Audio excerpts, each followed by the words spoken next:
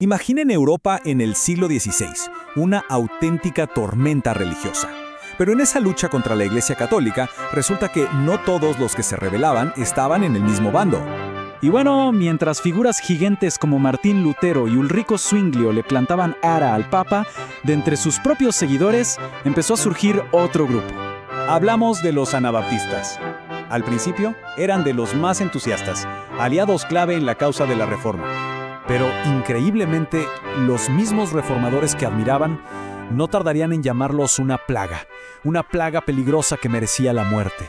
La pregunta es, ¿cómo es que pasó esto? En este análisis vamos a desentrañar esa trágica paradoja. ¿Por qué la Reforma protestante terminó devorando a sus propios hijos?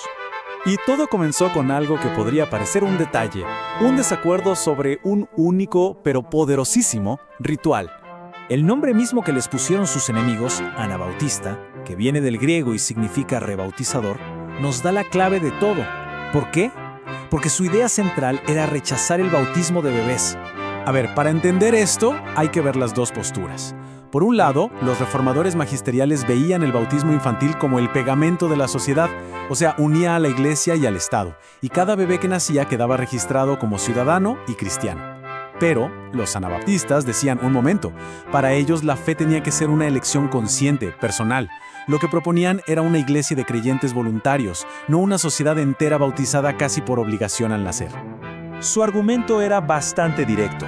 Si el bautismo de niños no está explícitamente en la Biblia, entonces es una invención humana, no algo plantado por Dios, como decía su líder Balthasar Hubmaier. Para ellos la regla era clara. Un sacramento solo es válido si viene directamente de las Escrituras.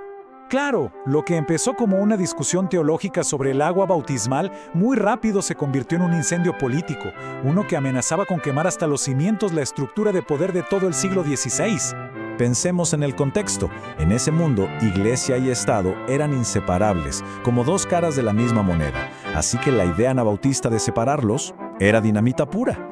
Porque a ver, si la gente se negaba a jurar lealtad a los príncipes, si no querían ocupar cargos públicos, ni, muy importante, tomar las armas, ¿cómo se sostenía un reino? Para los gobernantes, esto no era teología, era una amenaza directa al orden social.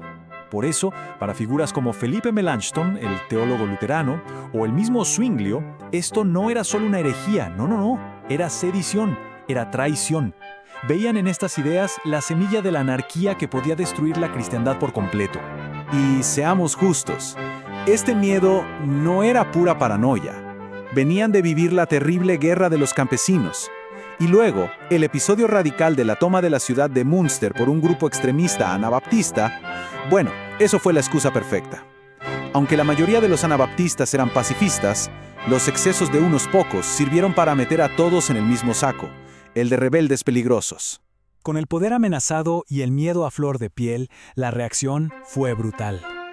Tanto los reformadores protestantes como las autoridades católicas, por una vez de acuerdo en algo, desataron una ola de persecución terrible.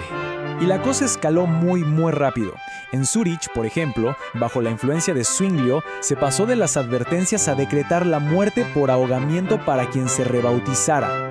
Poco después, Felix Manz se convirtió en el primer mártir ejecutado por protestantes. Y para 1529 ya era ley en todo el Sacro Imperio Romano.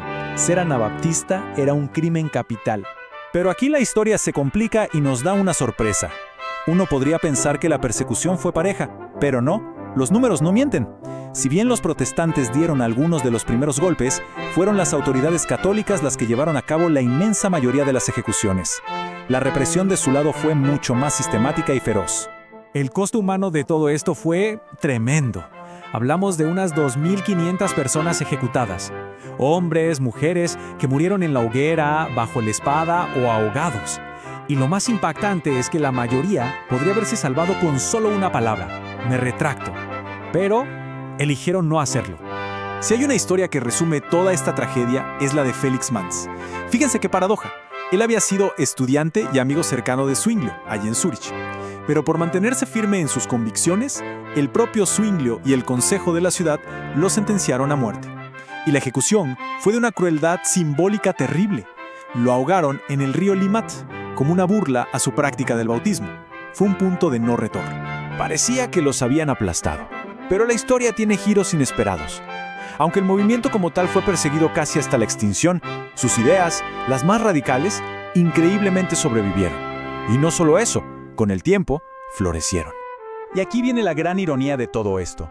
Principios que hoy damos por sentados, como la separación de Iglesia y Estado, la libertad de conciencia, la idea de que la Iglesia es una comunidad de miembros voluntarios, ¿saben quiénes fueron de los primeros en defenderlas con su vida?